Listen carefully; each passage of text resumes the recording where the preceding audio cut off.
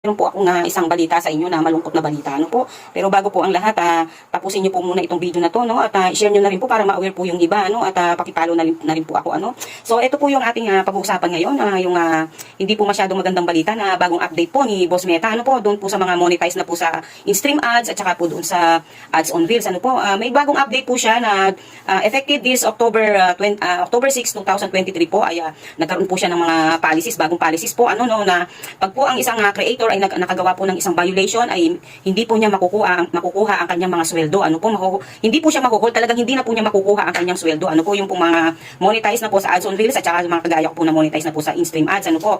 So, ayun po ang malungkot na balita. Ano po, pag nakagawa po tayo ng violation, mawawala po ang ating earnings, yung pong ating nakapending na payout ay hindi na po natin makukuha. Ang malala pa dyan ay baka po tayo po ay mawala pa po ang ating pong mga monetization tools. Ano po, pag tayo po ay gumawa po ng violation, no? Kasi po ang dami pong gumagawa ng violation ngayon talaga po, no? Kaya po ang higpit-higpit niya ngayon, no? So sayang naman po yung ating mga sasakurin kung hindi po natin makukuha, no? At isa pa po na yung pong mga na-monetize na po kayo, tapos hindi po kayo nakakapag-set up ng inyong mga payout account, within 6 months po ay hindi na po ninyo makukuha ang inyong mga sahod. Ito po narinig ninyo, hindi na po ninyo makukuha ang inyong mga sahod pag hindi po ninyo na set up ang inyong mga bangko o kung PayPal man po yan, hindi po ninyo na makukuha ang inyong mga sahod. So malungkot na balita po ito, no? At talaga pong mahigpit na po ngayon si Boss Meta. Ito po ay nabigyan po ako ng notification dahil ako po ay isa sa monetize na po sa in-stream ads. So